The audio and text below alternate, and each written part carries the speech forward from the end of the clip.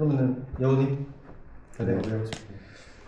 근데 저는 연애를 하고 싶다고 생각을 해본 적이 있나라는 생각이 드네요. 이 질문을 보면. 알파메일. 아니 그게 아니고. 그러니까 어렵다. 그게 아니고 그러니까 나 연애를 하고 싶다. 상대를 찾아야겠다가 아니라 늘 반대였던 것 같아. 뭐 사람이 와서 저 사람이랑 연애를 하고 싶다 했지. 연애하고 싶은데 여자 어디 없나 이렇게 한 건 아니었던 것 같아요. 근데 오히려 저는 막 이제 연애를 하고 이제 헤어지면 이제 연애 당분간 안 해야겠다 막 이런 생각이 들곤 하잖아요. 그렇게 생각을 하고 있던 와중에도 이제 이렇게 또 좋은 사람이 찾아오니까 또 이렇게 연애를 하게 되더라고요. 그래서 저는 반대다. 연애를 하고 싶어서 만나는 게 아니라 사람이 있어서 만나는 거. 되게 그것도 복인 것 같아. 왜냐면 연애를 하고 싶어도 대상이 없어서 시도도 못한 사람들이 많은 것 같은데 그것도 좋은 일이 아닌가.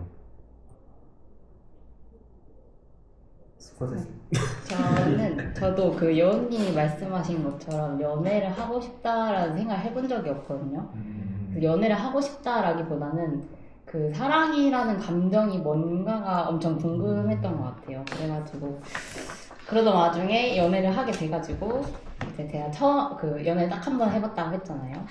하고 나서 이제 헤어진 지 한 6개월 정도 됐는데 그 후로 저는 뭔가 연애의 필요성을 딱히 못 느끼겠다라는 생각이 드는 것 같아요. 지금은 원래 연애하기 전에는 혼자서 엄청 잘 놀기도 했고 뭐 어디 혼자 놀러 가고 혼자 밥 먹고 혼자 있는 시간이 아무렇지도 않았는데 연애를 하다 보니까 점점 혼자 있는 시간에 그걸 즐기지를 못하겠고 혼자 있어도 온통 그 사람에 이제 신경을 쓰느라 그 시간을 즐기지를 못해서 이게 맞나? 라는 생각을 하긴 했지만 그 사람이 너무 좋으니까 일단 연애를 했었는데 그러고 나서 이제 헤어지고 나서 계속 생각을 하다 보니까 내가 약간 잘못된 연애를 했나? 아니면 나는 연애랑 안 맞는 사람인가? 라는 싶은 생각이 들 정도로 혼자서 지내는 시간이 너무 재밌는 거예요, 지금.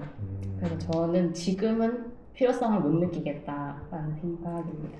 11번 좀 뒤에 쪽 부분이 제가 준 질문이어가지고 저는 11번을 가장 먼저 얘기하고 싶어요.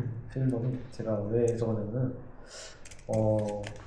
여기서 모성애라는 그러니까 부모 자식 간의 사랑에 대한 얘기가 나오는데 모성애는 좀 이제 무조건적인 사랑이라고 여기 나와요. 근데 이제 제가 생각을 해봤을 때도 저희 어머니, 그러니까 뭐 여기는 그 아버지의 사랑, 어머니의 사랑을 따라오니까 어머니라고만 지칭을 하면은 어머니는 뭔가 좀 무조건적인 사랑만을 주시는 것 같아요. 저는 궁금한 게 그냥 시대적으로 그러니까 그 그러니까 옛날 시절에는 뭐라고 설명을 해야지? 그러니까 결혼을 하는 게 당연하고 자식을 낳는 게 당연한 그런 시대였잖아요. 그러니까 결혼을 나이를 먹었는데 결혼도 하지 않고 자식도 낳지 않으면 그 사람 이상한 사람이라는 취급을 받았었던 시절이 있었는데 지금은 뭐 결혼, 자식 그런 거 완전 자유롭게 하잖아요. 그래서 그런 사람들이 그러니까 사회적으로 시대적으로 그렇게 하는 게 당연한 거니까 부모님이 어머님이 그렇게 우리를 사랑을 해주신 건지 아니면 인간 내재에 잠재된 그냥 본능적인 자기 자식이니까 생기는 감정인지에 대해서 한번 어떻게 생각을 하시는지 여러분들 듣고 싶어서 이거는 그냥 얘기하고 싶으신 분들만 손 들고 얘기할게요. 먼저. 네. 저는 모두가 갖고 있는 감정이라고 일단 생각을 하는 게 지금은 사실 여기 앉아 있는 사람들만 봐도 아무도 못 느끼지 않나요? 어떻게 그렇게 할 수 있지? 모성애 무조건적인가? 근데 주변에 보면 대부분의 아주 많은 수의 어머니들이 그렇게 무조건적인 사랑을 주시잖아요. 그래서 우리도 그 상황에 놓이면 그렇게 되는 게 그냥 인간의 본성이 아닐까 생각을 하는데 이 책에서는 사실 이게 저는 그렇게 생각을 하는데 이게 굉장히 정의하기 어렵다고 생각을 하는 게 이 책에서도 그 무조건적인 사랑의 이유를 기독교적 이유로 묘사하잖아요. 그래서 그 에디 프롬도 사실 책에 기독교 얘기가 많이 나오긴 하지만 그걸 정의하기가 그냥 언어로 정의하기가 어렵지 않아서 신학적 이유를 빌리지 않았을까 그렇게 생각했습니다. 또 이해하고 싶습니다. 저는 인간의 본능 쪽이라고 생각을 해요. 어쨌든 아이를 가진다는 거는 어쨌든 제가 생각할 때는 제2의 나라고 생각을 하거든요. 두 남녀가 만나서 각자 반반에 섞인 제2의 내가 태어나는 거잖아요. 그러니까 이게 내 애라서 무조건적인 사랑을 주는 게 맞는 것 같아요. 왜냐면 걔는 어찌 보면 제2의 나고 내가 만들어낸 거예요. 우리 인간은 모두가 자기의 창조물에 대한 애착이 있잖아요. 뭐 그게 어떤 뭐 그림이라든지 사진이라든지 아니면 뭐 옷이 될 수도 있고 자기가 내 돈을 주고 산 어떤 무언 것들. 근데 뭐 그거에 비하지 못하게 생명이라는 건 더 어찌 보면 신비롭고도 신기한 거니까 그런 소유욕이라고 하긴 좀 그렇지만 나의 것에 대한 애착이 그 무조건적인 모성애를 만들어낸다고 생각을 하고 특히 이제 아버지의 사랑보다 어머니의 사랑이 더 좀 무조건적이다라고 항상 얘기하는 이유는 아무래도 아버지가 그러니까 아이를 낳는 거에 있어서 아버지 역할이 뭐 이제 외적으로는 크지만 내재적으로는 잉태도 어머니가 하고 이제 뱃속에서 10달 동안 또 어머니가 하시고 이제 아이를 출산할 때도 어쨌든 엄마의 일이잖아요. 그건 아빠는 옆에서 응원은 해줄 수 있지만 뭐 해줄 수 있는 게 없잖아. 그렇게 되다 보니까 아무래도 더 애를 가지고 낳는 거에 어머니가 어쨌든 더 투자라고 하긴 좀 그런데 임해지는 부분이 더 많으시니까 아마도 모성애가 구성애보다 더 무조건적인 사랑이다라고 말하는 게 제 생각에는 그런 이유가 아닐까 싶습니다. 저 질문. 그러니까 본인 창조물에 대한 애착이 좀 무조건적인 사랑의 그런 이유이다라고 말씀을 하셨는데 저는 근데 그 애착이라는 게 본인한테 좀 긍정적인 거를 줬을 때가 이제 애착이 그러니까 그 애착을 주는 아까 말한 예를 들어서 옷이나 뭐 그런 거라고 했잖아요. 근데 만약에 그 옷이 내가 애착을 하던 옷이 뭔가 유행이 지났거나 아니면 이게 해져가지고 나를 좀 상처 입히는 그런 옷이 됐을 때도 무조건적인 사랑이 그게 유지가 되나? 저는 근데 그 부모님, 그러니까 그 모성애라는 거는 자식 지금 혹시 폭삭 속았다 그러는데 맞아요. 근데 아직 좀 예를 들자면 저는 그 무조건적인 사랑이라는 게 그 자식이 부모한테 긍정적인 감정을 주고 아니면 어머님을 행복하게 해주고 어머니한테 사랑을 다시 되돌려주고 해서 주는 게 아니라 자식이 어머니를 상처 입히는 말을 하거나 그런 행동을 하더라도 어머님은 무조건적인 사랑을 주신다고 생각을 하거든요. 그래서 제가 이거를 왜 사회적, 시대적으로 요구되었는지 아니면 인간 내재 그 잠재된 감정인지에 대해서 이야기를 해보고 싶었던 이유가 이게 언론이 발달이 된 현대 시대라서 그런지 모르겠지만 요즘에 그 아이를 낳으시는 부모님들이 모든 부모들이 그런 건 아니지만 좀 이전 시대에 비해도 아동학대와 관련된 그런 말들이 많이 나온다거나 아니면은 그냥 조금 속된 말이지만 맘충 이런 것처럼 좀 너무 잘못된 방식으로 사랑을 주는 것도 있고 그러니까 그게 좀 뭐라고 정의 내릴 수는 없겠지만 지금 현대의 부모님들이 다 나쁜 사람은 아니지만 현대 부모님들이 아이들에게 사랑이라는 그런 거를 주는 것과 제가 생각했을 때 그 저희 이제 어머니 세대나 예전 세대 분들이 자식한테 주는 사랑이라는 그 느낌을 생각을 해봤을 때 저는 그게 좀 뭔가 현대와 과거가 지금 조금 다른 느낌인 것 같다라고 생각을 하거든요. 그런 것 때문에 이게 사회적 시대적으로 요구되는지 아니면은 내재된 감정인지에 대한 질문을 드렸습니다. 어렵다. 네. 그런 접근이면 시대 상황에 따라 달라지는 것도 물론 있는 것 같아요. 왜냐면 어쩔 수 없이 기술은 점점 발달해 나가고 세상은 점점 더 발전해 가고 있고 자식에게 요구되는 게 점점 더 커질 수밖에 없다라고 생각을 해요. 옛날의 기준에 지금 이제 부모님 생각 옛날 기준으로 맞춰서 어쨌든 내 아이는 나보다 나은 삶을 살게 하고 싶으니까 뭐 이제 단순한 예로 옛날에 뭐 반에서 5등 해도 뭐 예를 들어 서울대를 갈 수 있었으면 지금은 5등으로는 택도 없고 1등을 해야만 뭐 서울대를 갈 수 있다. 그러니까 이렇게 점점 더 커트라인이라고 해야 될까요? 어떤 이게 폭이 좁아지다 보니까 이제 뭐 그게 그 변하는 시대상에 따른 부모의 사랑의 변화라고도 저는 그 말을 들으니까 볼 수도 있겠다라는 생각이 들어요. 저도 또 얘기하고 싶은 게 너무 저만 얘기하는 것 같긴 한데 제가 아까 처음에도 저희 얘기했던 것처럼 여기 이 책에서 가장 인상 깊었던 파트가 부모 자식 간의 사랑, 특히 모성애라는 부분에 대해서 저는 제일 좀 흥미있게 읽고 좀 제일 이해가 잘 되고 쑥쑥 읽혔던 것 같아요. 근데 이거에 대한 그런 부가적인 질문들이 엄청 저는 많거든요. 뒤에로 보면은 16번에 번외 질문, 왜 한국 사람들은 급한가? 라는 내용의 질문을 저는 이거랑 또 연결지어서 또 얘기를 할 수 있거든요. 그러니까 아까 말한 것처럼 시대나 사회적 상황에 있어서 조금 그런 부분들이 바뀔 수도 있다 라고 얘기를 하는데 그렇다면 그 옛날 시대와 지금 현대 시대의 다른 시대적, 사회적 상황은 무엇인가? 라는 거를 아까 왜 한국 사람들은 급한가? 라는 이유를 가지고 생각을 하면은 너무 근데 길어지긴 할 텐데 제가 너무 이게 궁금한 거예요. 제가 일본도 가봤고 미국도 가봤는데 엄청 너무 막 답답할 정도로 사람들이 그러니까 저희가 생각할 때 느린 거고 좋게 말하면 여유로운 거죠. 근데 왜 이런 그 다른 생활 그런 습관을 가지고 있을까에 대해서 생각을 해봤는데 근데 이게 진짜 저는 핸드폰이 저를 도청하고 있는 것 같아요. 유튜브에 또 그런 알고리즘이 생겨요. 왜 한국 사람들은 빨리빨리 문화가 이렇게 형성이 되었나를 들어가서 봤죠. 궁금해서 딱 궁금했던 거라. 근데 이제 그 확실한 건 아니고 당연히 이제 가설이죠. 가설 중에 하나가 급격한 산업 발전이 그거였어요.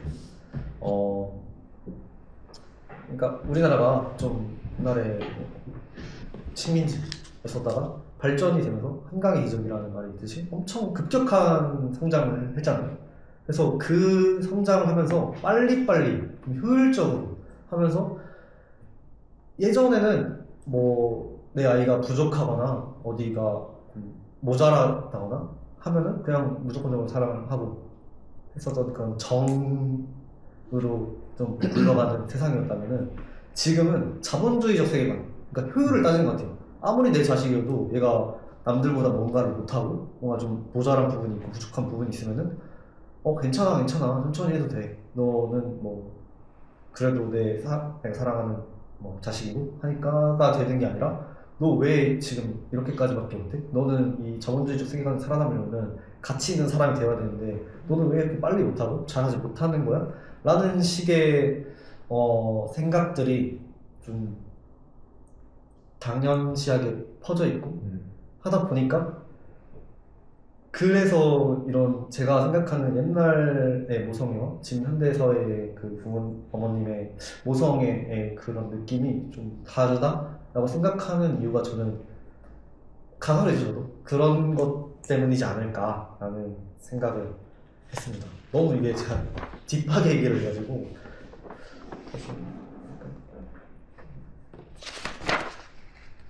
혹시 제가 이야기한 것 중에서 뭐 더 얘기하고 싶다거나 저는 그 한국 사람들이 급한 거에서 뭐 그런 부분도 있고 그 한국 사회가 좀 경쟁이 심한 사회인 것도 한몫을 한다고 보는 게 우리나라만큼 어릴 때부터 뭐 경쟁을 시키고 사교육도 엄청 심한 편이고 그런 데가 많이 없잖아요.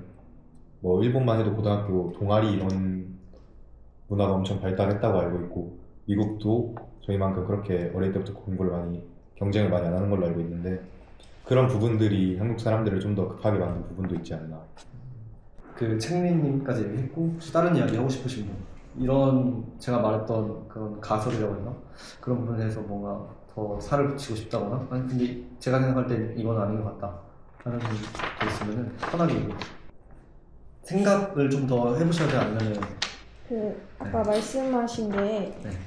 옛날에 어머니의 사랑이라 하면 약간 무조건적인 사랑인데 요즘 시대로 와서는 좀 그 자식한테 너는 왜 이것도 못하냐 하는 식 그 조건부 조건적인 사랑의 그렇게 된 이유에 대해서 한번 생각해 보자고 하신 거 맞나요? 제가 이해한 게?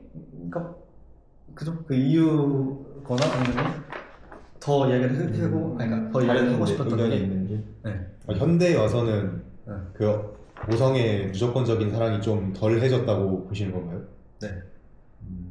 그러니까 이게 제가 또 모르겠어요. 이게 미디어 매체나 그런 것들의 이미지로 제가 생각하고 있는지는 모르겠지만 드라마나 영화를 봤을 때 그 드라마와 영화의 배경을 그 옛날 시대와 현대 시대에 생각을 해봤을 때 그 부모 자식 간의 그런 느낌, 이미지와 지금 현대 시대의 이미지를 생각을 해보면은 조금 자본주의적 세계관이 이렇게 들어간 제가 생각하기에는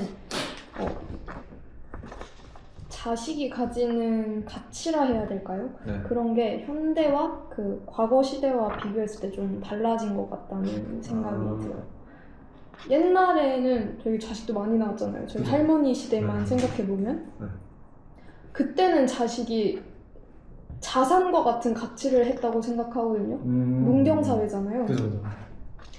그리고 또 그때를 생각해보면 자식이 부모를 봉양하는 것은 거의 필수? 그렇게 생각이 되고 근데 또 지금으로 넘어와서 생각해보면 우리 부모님 봉양 안 하잖아요. 그죠. 우리가 부모님 모시고 사는 경우가 거의 없고 그쵸. 또 부모님이 저희를 거의 근데 지금에 와서의 자식은 사치제라는 생각도 좀 들거든요. 오. 산업 구조가 많이 바뀌었다 보니까 자식이 액세서리와 그 노동력이 바로 그 네. 우리 자산이라 해야 될까요? 그런 걸로 직결되는 게 아니다 보니까 오. 좀 흥미로워요. 근데 좀 무섭네요, 이거. 제가 장난식으로 말하긴 했는데 액세서리화라는 게 어찌 보면 우리 아들이 뭐 서울대 갔어. 우리 아들 연봉 얼마야. 이런 게 어쨌든 나 명품 입었어. 나 뭐 차 못 타. 나 백 뭐 들어. 이런 느낌과 그렇게 다르지 않을지도 라는 생각이 또 문득 스치긴 하는데 지금의 어머니들도 자식을 사랑하지만 그 변형된 모성의 형태의 이유를 조금 찾아보자면 그런 게 있을지 않을까. 그러면은 그냥 가장 처음에 했던 질문이 사회적, 시대적으로 요구됐던 것인지 아니면 인간 내재 감정, 그 잠재된 감정인지에 대한 저희끼리 지금까지 얘기한 걸로 답을 내리자면 인간 내재의 그 잠재된 감정이지만서도 그 사회적, 시대적인 것들이 조금 이제 영향을 줄 수 있다라는 느낌. 그러면 전 이거를 그냥 계속 이어가지고 아까 16번 했잖아요. 그래서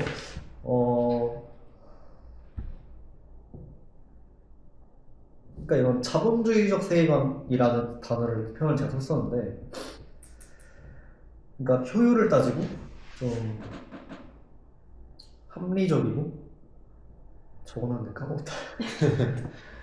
그러니까 자본주의적 세계관이 어떤 말인지 알겠죠? 효율을 따지고. 근데 옛날 시대 때도 그게 알겠잖아요.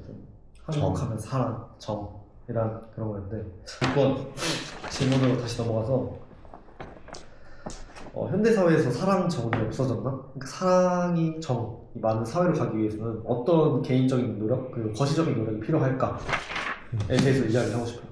아까 이런 식으로 자본주의적 세계관으로 바뀌게 되면서 너무 점점 더 효율을만 중시하면서 근데 그게 이제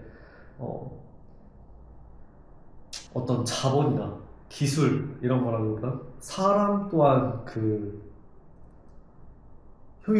사람도 효율로 따지는 그런 세상이 되다 보니까 어떻게 해야 좀 옛날처럼 정이 먹고 사랑이 많은 사회로 갈 수 있을까? 제가 사실 이 책을 골랐던 이유 중에 하나긴 해요. 이런 거에 대한 좀 해결책이 무엇일까? 저는 교육 제도를 좀 건드려야 되지 않나.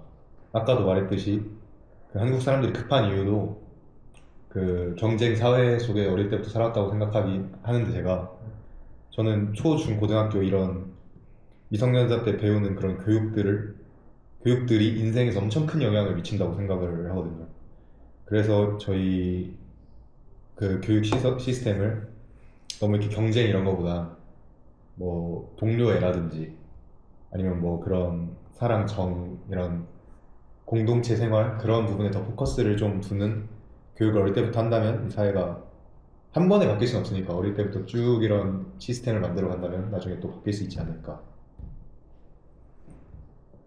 어른 생각을 좀 해봐야겠어. 저도 근데 책내님 말 동의하는 게 제가 지금 듣는 수업이 있는데 그 수업에서 봤던 다큐멘터리가 그 여러 국가의 입시 제도였어요. 근데 이제 거기서 나왔던 게 제가 좀 확실하게 기억을 하는지는 모르겠지만 중국이랑 다른 저희 한국이랑 인접한 국가들은 좀 이렇게 수능과 비슷한 그런 경쟁을 통해서 입시를 하는데 프랑스와 독일이었나는 살짝 그 수능이라는 그 입시 제도가 없고 그거를 대체하는 게 논술 시험과 구술 시험이에요. 구술 말로 해서 뭔가 면접관이 질문하면 그거에 대한 답변을 어떻게 하나로 이제 그거를 따지는데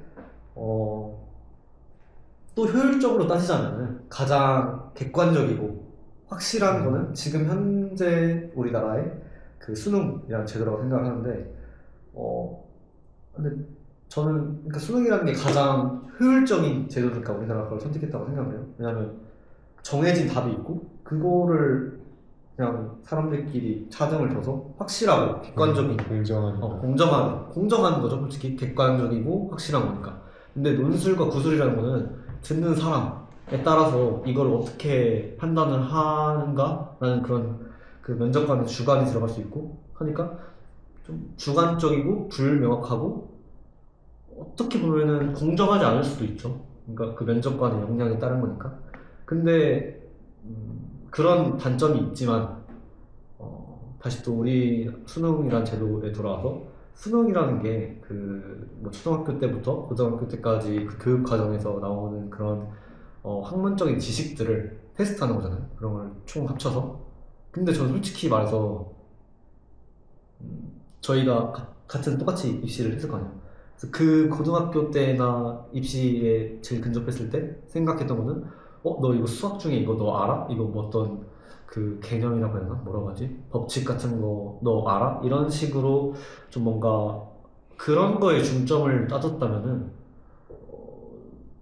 논술 구술 시험은 내가 어디까지 생각을 할 수 있나? 좀 내가 생각하는 것도 능력이라 생각을 해요. 좀 짧게 생각하는 사람이 있는 반면에 길게 생각할 수 있는 사람이 있는데 이 길게 생각하는 게 쉬운 게 아니거든요. 내가 생각을 하다가 좀 지치고 이거 내가 생각했는데 갑자기 논리가 좀 빠져. 그냥 그만 생각해야겠다. 이런 식으로 되는데 저는 지금까지 살면서 수능 때 공부했던 뭐 수학이나 국어나 과학이나 이런 것들을 제 삶에서 쓴 적이 없어요. 대신 제가 지금 저라는 사람을 생각을 했을 때 제가 좀 이렇게 뭔가를 하고 하는 데 있어서 중요한 능력은 좀 막연한 것들을 그냥 좀 끈기 있게 인내심 있게 좀 이어나갈 수 있는 능력이라고 생각을 하거든요. 그래서 저는 그게 논술 구술 시험이라고 생각해요. 저희가 그 나중에 이제 회사를 간다거나 취직을 할 때 또 거기에 대한 또 시험 같은 게 있을 거 아니에요. 근데 그런 시험들이 물론 수능에 나왔던 과목이 조금 도움을 주긴 하겠지만 어차피 다 새로 배우는 지식이란 말이에요. 그 지식을 배울 때 제가 수능 때 얼마나 그 많이 공부를 했냐라기보다는 이 새로운 지식을 습득하는데 내가 얼마나 이걸 지치지 않고 막연하게 이어나갈 수 있냐가 저는 큰 능력이라고 생각하거든요. 이 새로운 시험을 통과를 하기 위해서는. 그래서 좀 그런 오지선다, 객관식의 답이 아니라 좀 주관식의 그런 논술, 구술형의 좀 비중을 늘리고 있긴 하죠 요즘에. 근데 그런 것들을 좀 더 확대시켜야 되지 않을까. 너무 획일화된 사람들을 뽑아내는 게 아니라 좀 본인 그 사람들, 아이들만의 개성을 살리면서 좀 끈기 있게 할 수 있는 막연한 것들을 그런 능력들을 길러줘야 되지 않을까라는 생각을 합니다. 공감합니다. 너무 제가 빙빙 돌아가는 것 같아요. 사랑이라는 얘기에서 아무튼 돌아와서 그럼 사랑이 왜 없어졌나? 저는 근데 이거는 무조건 스마트폰이라 생각해요. 스마트폰. 왜냐면 우리가 어렸을 때만 해도 어떤 일을 하기 위해선 많은 사람을 거쳐야 했거든요. 예를 들어서 뭐 제가 책민이님을 만나고 싶으면 저는 이제 개미할기님한테 책민이님이랑 언제 한번 밥 한번 먹자, 자리를 만들어줘 하면 되는데 지금 핸드폰이 생기고 스마트폰이 되니까 DM으로 책민아 뭐 밥 한번 먹자, 이게 개미할기님을 배제하고도 이게 생기니까 어찌 보면 이제 개미할기님을 뭐 이용하는 건 아니지만 저 개미할기님과도 유대가 있어야 책민이님과도 유대가 생기고 또 소크라테스님이랑도 생기고 대장님이랑도 생기는 건데, 그냥 뭐 처음 이렇게 자리를 만들 때야 이렇게 뭐 개미할기님이 해줬지만 이제 없어도 저희 뭐 인스타 같은 팔로우 다 했으니까 따로 뭐 보실래요? 뭐 책민 뭐야 개미할기님 빼고 저기 봐요 이런 게 되잖아요 이제는. 그죠. 그래서 뭔가 저희가 지식을 얻을 때도 예전에는 학교 선생님을 찾아가서 물어본다든지 뭐 아니면 그쪽에 관련된 사람을 찾아가서 물어보면 됐었는데, 그러기 위해선 어쩔 수 없이 내가 저 사람에게 호감이 있어야 되고 뭐 사랑과 정, 어찌 보면 좀 수그리고 들어가는 자세라든지 그런 게 있었어야 되는데 지금은 몰라? 그럼 챗GPT, 네이버, 구글 이런 게 다 돼 있으니까 개인주의가 저는 사랑이 없어진 가장 큰 이유라고 생각하거든요.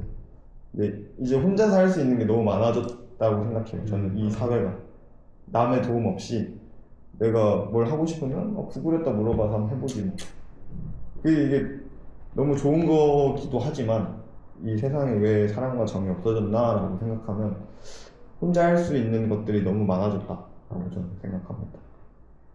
일리가 있네요.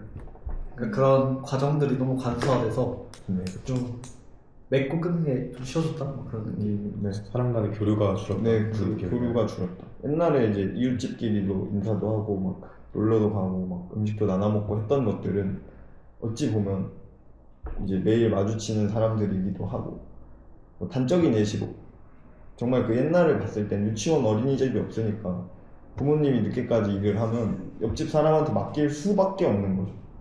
근데 그걸 뭐 돈을 주고 맡기는 게 아니라 밥 한 번 같이 먹고 뭐 음식 맛있는 반찬 갖다 주고 하면서 아 내일 뭐 저희 애 좀 잠깐 봐주세요 이런 식이 됐다면, 지금은 부모 구하고 어린이집에 맡기고 키즈 카페에다 맡기고 돈으로 다 되어버리는 세상이 되어가지고 돌아갈 수 있을까라고 생각하면 저는 감히 말하는데 힘들다라고 생각해요. 이게 뭐 아예 회귀를 해가지고 원시시대처럼 돌아가면 모를까 그건 좀 힘들지 않을까라는 저는 생각합니다.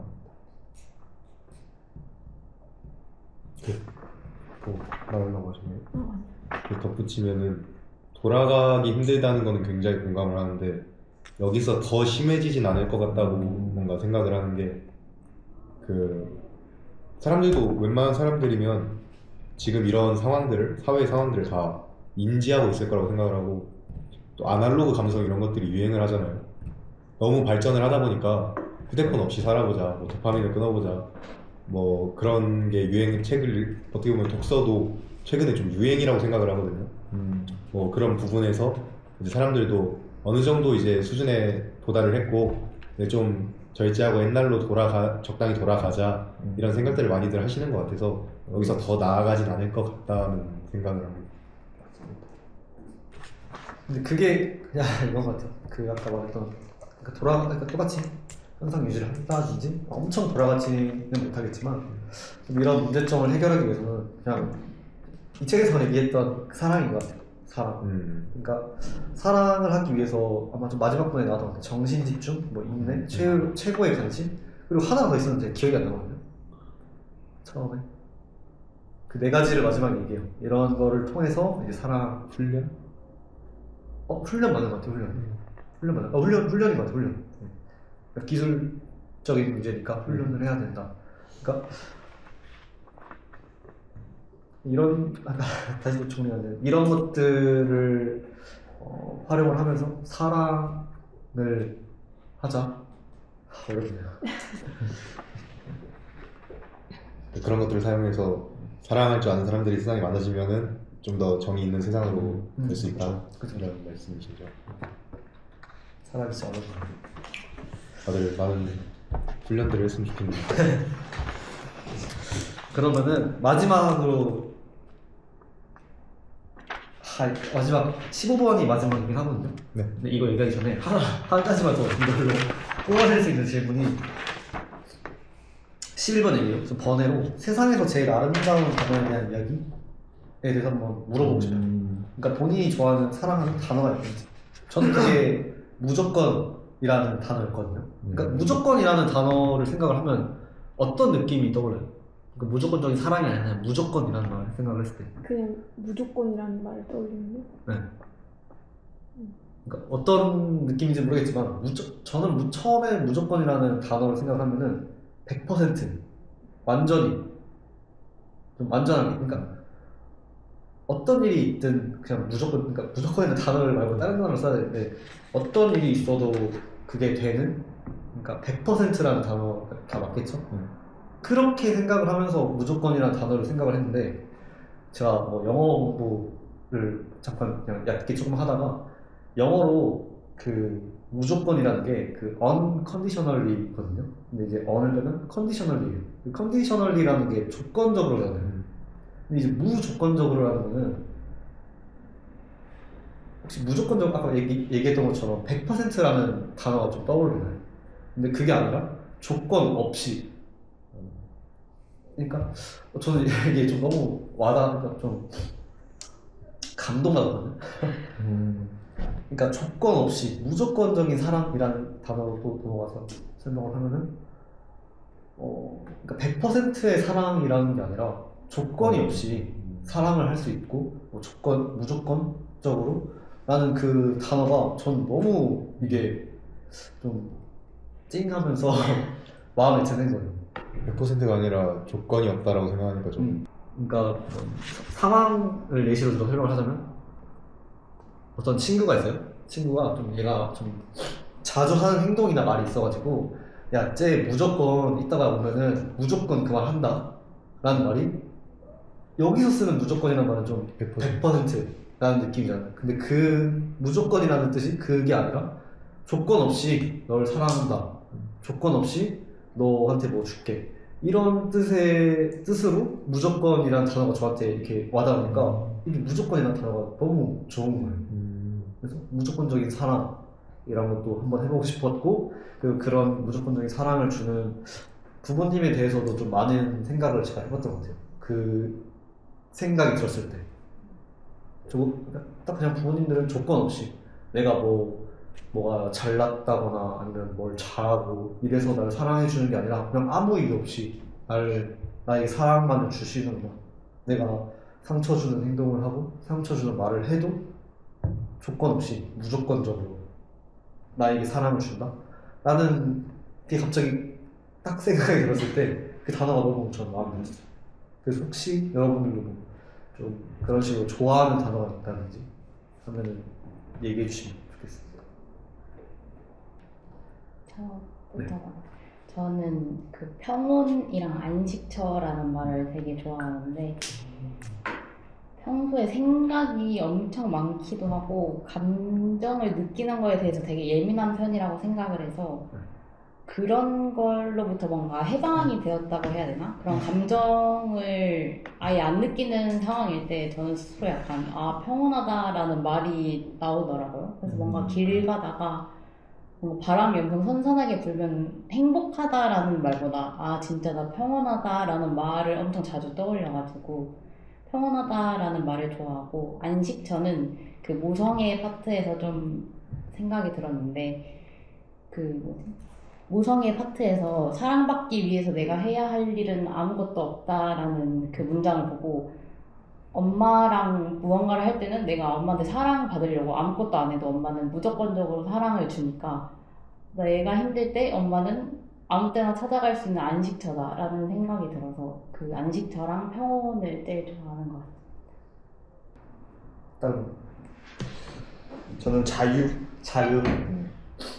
저도 그냥 소크라테스님처럼 막 그런 날 있잖아요. 그냥 되게 나무가 막 착착 흔들리고 햇볕이 있고 그럴 때 저는 진짜 좀 뭔가 자유롭다 뭐 이런 생각이 들거든요. 뭐 자유라는 게 어찌 보면 저희는 뭐 어쨌든 이렇게 자유로운 사회에서 살고 있잖아요. 뭘 해도 뭐 범죄가 아닌 이상 그거는 자유를 벗어나는 문제니까 제외하고 내가 뭘 해도 다 용인이 되어지는 사회이지만 저희는 자유를 100% 누리고 사나요? 다들 사실 힘들잖아요. 그래서 정말 자유롭다는 것은 내 하고 싶은 대로 한다 라는 거와 어찌 보면 동의어인데 내가 하고 싶은 것을 한다는 게 정말 말은 쉽지만 어렵고도 추구해야 될 거라고 생각을 하거든요. 그래서 사실은 행복이란 단어가 제일 좋은데 행복은 너무 뭐라고 하냐 너무 추상적이기도 하고 너무 뻔하니까 그 행복에 버금가는 게 뭘까? 행복으로 가기 전 단계가 뭘까? 생각을 하니까 저는 자유가 떠오르더라고요. 자유라는 말이 좋은 것 같아요. 모성애 또 얘기하고 싶은데 얘기해요. 그러니까 이게 그 책에도 나오잖아요. 네. 사랑받으려고 뭐 정확한 제가 워딩은 기억이 안 나는데 사랑받으려고 우리가 뭐 해야 될 것은 없다 뭐 이런 식의 워딩이 나오잖아요. 정말 우리는 아무것도 안 할까요? 엄마의 사랑을 받으려고 진짜 뭐 엄마든 뭐든 내 할 바 아니다라고 사는 사람이 많이 있을까요? 엄마가 힘들지 않기 위해 노력하고 물론 아기 때 정말 제외하고 신생아 이렇게 아기 어린아이 시절을 제외하고 머리가 좀 컸을 때 내가 뭘 해도 엄마는 날 사랑해 라는 마음이 있겠지만 정말 뭘 해도의 그 뭘을 한 적이 있을까? 라는 생각이 저는 들었거든요. 뭐 거창한 효도가 아니어도 뭐 방 정리를 한다든지 아니면 뭐 부모님 걱정을 시키지 않게 노력을 한다든지 이런 자잘자잘한 뭐 커다랗게 막 용돈 막 몇백만 원씩 드리고 이런 거 아니고 그냥 정말 커다랗게 그냥 뭐 예를 들어 내가 좀 다쳤는데 엄마 아빠 걱정할까 봐 말 안 하고 이런 것도 어찌 보면 엄마 아빠의 사랑을 받기 위한 노력 아닌가 라는 생각이 전 또 갑자기 들더라고요. 그 얘기를 들으니까 정말 노력 안 하는 사람이 있나? 자식 뭐 상처 주는 사람도 있는데 그걸 이제 보듬어 주는 부모님도 계시죠. 물론 근데 그게 모르겠어요. 제가 이걸 뭐 단언할 수는 없지만 어쨌든 모든 건 예외가 다 있으니까 근데 일반적인 경우로 저희는 얘기는 하니까 그럴 때 진짜 과연 무조건적인 사랑이라고 아무렇게나 이렇게 하지 않지 않나 라는 생각이 듭니다. 저는 오히려 저는 여우님이 그런 행동들을 하시는 게 사랑받기 위해서가 아니라 여우님도 부모님을 사랑하기 때문에 그런 행동들을 하시는 게 아닐까. 엄마가 날 걱정 안 했으면 좋겠고 엄마가 하기 전에 내 방 정리를 하고 싶고 하는 게 부모님이 나를 사랑해서 안식처를 제공해 주듯이 여우님도 부모님을 사랑해서 하는 것이 아닐까. 서로 주고받는 것처럼 보답하고 근데 이제 아까 상무님이 말한 무조건이라는 것은 조건 없는 이잖아요. 개미학기님이 말하신 이제 무조건인데 어쨌든 사랑에 보답하는 게 조건이잖아요. 그러니까 저도 이 말에 완전 동의를 하는 게 제가 하고 싶은 말이 진짜 딱 이거였어요. 그러니까 서로 주고받는 거 아닌가? 부모님과 자식도 그래야 부모님도 사랑을 이렇게 남들 이제 기본적 사랑보다 이제 더 주시는 내가 10을 주면 남들은 10 뭐 많이 줘야 20 주지만 부모님은 100, 200 이렇게 줄 수 있는 거지 내가 뭐 아무것도 안 하고 0인 상태인데 부모님이 계속 100 이렇게 줄 수가 있을까? 라는 좀 생각이 들더라고요. 제가 하고 싶은 말은 두 분 말씀 완전히 동의하는데 그 아까 말했듯이 엄청 어릴 때는 그냥 주는 무조건적인 사랑을 받잖아요 부모님한테 모성애로서. 근데 전 100, 200이 아니라 뭐 10억, 20억, 30억을 받은 거를 내가 커서 이제 좀 생각이라는 걸 스스로 할 수 있을 때 기브 앤 테이크처럼 10, 20 정도나 주면은 많이 주는 거라고 생각을 해요. 어머니가 주신 사랑에 비하면.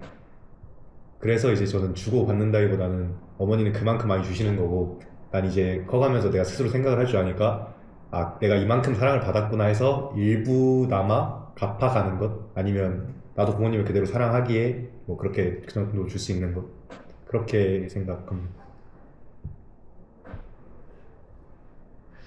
약간 책의 말을 인용하자면 에릭 프롬이 그러거든요. 참으로 준다면 돌아오지 않을 수 없다. 정말로 준다면 맞네. 받을 수밖에 없다. 그래서 참으로 부모님이 사랑을 주었기 때문에 우리도 능동적으로 부모님을 맞아요. 사랑해서 그런 마음들을 주는 것이고. 네. 그거 굉장히 맞는 말이에요. 어려운 것 같아. 어렸을 때 막 버려진 사람들도 엄마에 대한 그리움이나 이런 게 있잖아요. 그게 사실 어려운 것 같아.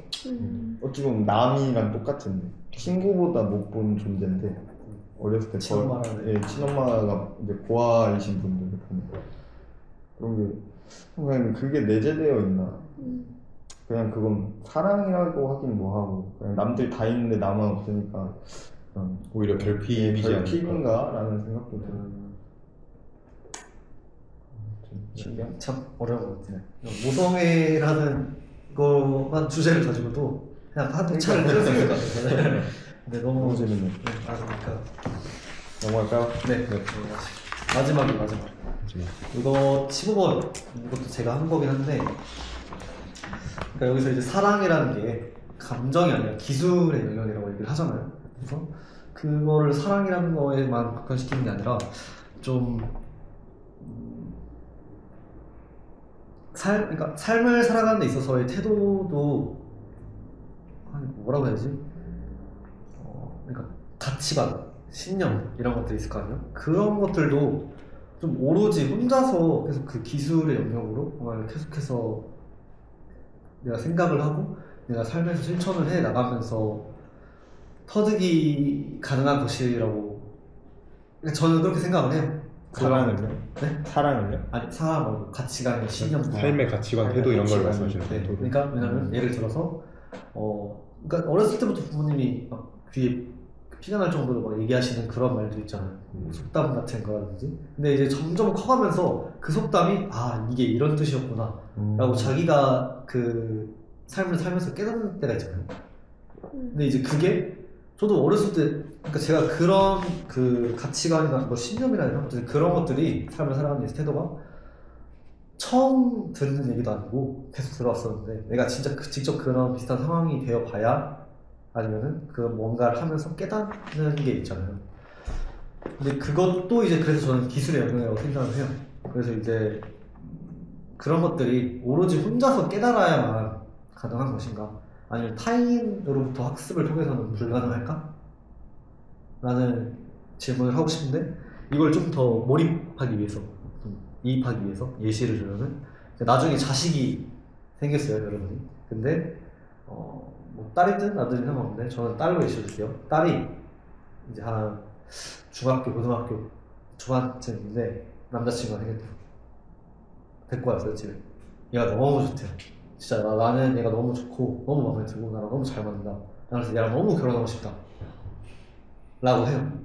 근데 이제 제가 아까 말했던 그런 기술은 삶에 살아가면서 있어서 좀 깨닫는 그런 것들 있잖아요. 그러니까 물론 그때 만난 사람이 진짜 나중에 알고 보니까 너무 그 영혼의 그 완전 짝이라고 하나? 그런 사람일 수도 있겠지만 되게 어렸을 때는 감정적으로 좀 미숙하기 때문에 본인이 그러니까 진짜 그 감정이 나중에 나이를 먹어서 똑같을까? 라는 그런 것들의 문제점이 있을 거 아니에요? 그래서 그런 상황에 있을 때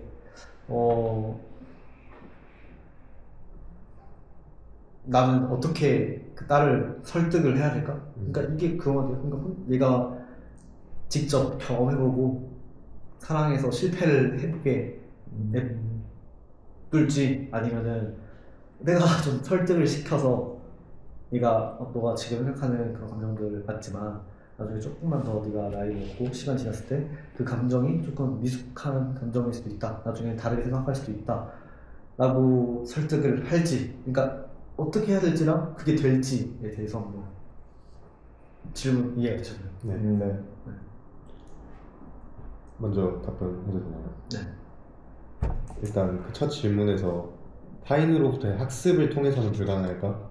라는 질문에 대해서는 저는 타인으로부터 학습은 일단 불가능하다고 생각을 하고, 대신에 저는 혼자서 스스로 집에서 명상을 하면서 터득할 수 있는 것들이 아니라 이런 것들은 타인과의 관계에서 내가 직접 부딪혀 보면서 결국엔 타인들이 있어야 내가 체득할 수 있는 것이지만 깨닫는 건 나 스스로다. 물론 타인들이랑 이렇게 접점이 있어야 되지만 그런 의미에서 혼자서 깨달을 수는 없지만 마지막 결과적으로는 혼자 깨우쳐야 된다 라고 말을 하고 싶고, 그런 의미에서 저 상황에서 당연히 누가 봐도 그런 이상한 사람이라고 했을 때 내 자식이 그런 사람을 만난다면 당연히 싫고, 실제로 그 상황이면 말을 하겠지만 뭐 하지 말아라 뭐 하라 하겠지만 결과적으로는 내 자식도 스스로 사람이기 때문에 직접 겪어보고 스스로 체득해야 되지 않나 그렇게 생각합니다. 저도 청래님 말에 완전 동의하는 부분. 이제 사람은 계기가 있어야 느끼고 바뀐다고 생각하거든요. 근데 내가 이걸 해야겠다라고 마음 먹는 건 나지만 그거는 뭐 나의 상황이 될 수도 있고 뭐 주변인을 보고 내가 배운 걸 수 있고 그거는 맞는데, 학습이라는 건 가르친 거잖아. 타인이 너 이렇게 돼야 돼, 너 이게 맞는 거야 라는 건 저도 불가능하다 생각을 하고, 뭐 대신에 뭐 예를 들어서 저는 막 책 읽는 거 안 좋아하는데 소크라테스님이 막 옆에서 책 읽는 모습을 보고 너무 멋있다, 나도 저렇게 돼야겠다 해서 변할 수는 있지만, 소크라테스님이 막 여우님 책을 읽으셔야 돼요 막 계속 한다고 바뀔까? 라는 일단 생각이 들고요. 저도 이게 일단 저는 막 이런 거 만약에 할 때 좀 조건을 딱딱 정해놓는 게 좋거든요. 막 이상한 사람이라 하면 뭔데? 범죄자면 어떡할 건데? 약간 그런 게 있어서 그냥 일반적인 사양으로 놓고 봤을 때 저 혼자 생각한 게, 고등학교 1학년 딸인데 고등학교 2학년 오빠를 만나는데 오토바이 타고 담배 피고 흔히 말하는 양스러운 사람을 만난다고 제가 딱 가정을 하고 생각을 해봤거든요. 근데 이게 막 헤어져라 왈가왈부는 안 할 것 같아요. 근데 뭐 예를 들어 그 남자친구를 만남으로 내 딸이 안 좋은 식으로 변한다면 그거에 대해서는 뭐라 할 수 있을 것 같아. 담배를 피운다든지 뭐 오토바이를 탄다든지 술을 먹고 늦게 들어온다든지 하면 그 상황, 너가 그 사람을 만났기 때문에 너의 변한 모습이 안 좋다라는 거를 일깨워주려고 노력할 것 같아.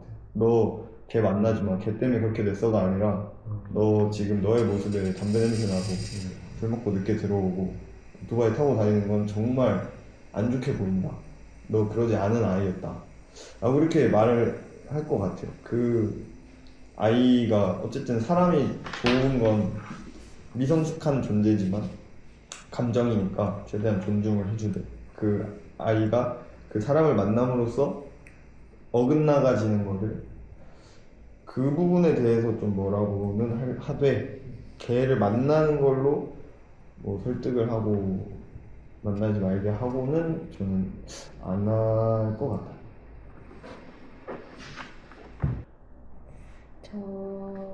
저는 뭔가 터득을 하는 거는 혼자서 하기는 해야 하는데, 그 터득하는 과정에서 방향을 잡는 건 타인을 보고 어쨌든 터득을 하는 거라고 생각을 하는 게, 제가 중학교 3학년 때 이제 그 고등학교를 2개 중에 골라서 갔어야 했는데, 중학교 3학년짜리한테는 고등학교가 이제 그 자기 세상이잖아요. 그래서 엄청 컸어서 제가 그때 고민도 많고 이래서 결정을 못 했는데, 이제 엄마한테 전화해가지고 울면서 나 어떻게 해야 될지 모르겠다, 엄마가 그냥 정해주면 안 되냐 막 이런 식으로 했는데, 저희 부모님은 끝까지 안 정해주셨거든요. 그러면서 말씀해 주셨던 게, 지금 네가 이렇게 작은 것부터 너 스스로 선택을 해봐야 나중에 네가 진짜 큰 문제를 마주쳤을 때 잘 그 선택을 할 수 있다. 너한테 이로운 그렇게 말씀을 해주셔가지고 지금도 그래서 지금은 고민거리가 많긴 하지만 그 고민을 해결하는 과정이 좀 빠른 편인 것 같아요. 그래서 나중에 자식이 이상한 사람이 좋다고 해도 저는 설득은 안 할 것 같아요. 되게 좋은. 그러니까 좋으시. 우리 엄마는 그런 말 안 하지. 일단 그래서 질문이 다 끝나긴 했거든요. 너무 재밌네요. 혹시 어떠셨나요? 생각보다 더 재밌네요. 시간 가는 줄 모르고. 저 시간 가는 줄 모르고 전 오히려 더 시간이 있었어요. 저도 그래요. 진짜. 모성의 얘기를 너무 하고 싶어가지고 나중에 뭐 번외로 네. 영진 것도 네. 너무 하고 싶은 얘기들이 많은 것 같아요. 웬만한 술자리보다 오늘이 더 재밌어요. 그러니까 진짜 이거 술 마시면서 했어 막. 어떤 때. 다음 날까지 혹시 아까 처음에 제가 이제 질문으로 시작하기 전에 저희가 이 책을 읽으면서 막 한줄평 느낌으로 어떤 느낌을 느꼈는지 대해서 얘기를 했잖아요. 그래서 오늘 혹시 이 모임을 통해서 이야기를 하면서 저는 진짜 엄청 새로운 관점으로 또 많이 생각해봤던 것 같고 여러분들 얘기하는 거 들으면서 좀 새로운 생각들 많이 한 것 같아요. 그래서 어떻게 어떤 새로운 생각을 했냐라고 얘기하면은 좀 그거에 대해서는 이렇게 정형화된 답변을 못 드리겠지만 그냥 아까 얘기한 것처럼 너무 저희는 이 지금 시간에 엄청 몰입한 것 같아요. 저는 제가 되게 이상적인 사람이고 네. 현실과 타협하지 않는 축에 속하는 사람이라고 생각을 했는데 네. 오늘 그냥 뭐 이런 질문들에 답변을 하거나 뭐 제가 그냥 바로바로 생각나서 머릿속에 있는 말을 한 거잖아요. 근데 다른 분들의 답변이랑 비교를 해보니까 제가 좀 여기서는 현실적인 편에 가까운 것 같아요. 좀 더 낭만과 이상을 찾아 명상을 할 필요가 있지 않나 그런 생각을 했습니다. 저는 진짜 그게 의외였어요. 어쨌든 저희가 20대고 이성의 사랑에 대해서 얘기를 되게 많이 할 줄 알았는데 이성 뭐 한 두 개 했나요? 다 부모님, 이 사회와 어떻게 사랑할 것인지 전 이런 게 근데 너무 건강한 것 같아요. 건강하고 멋있고 좋은 것 같아요.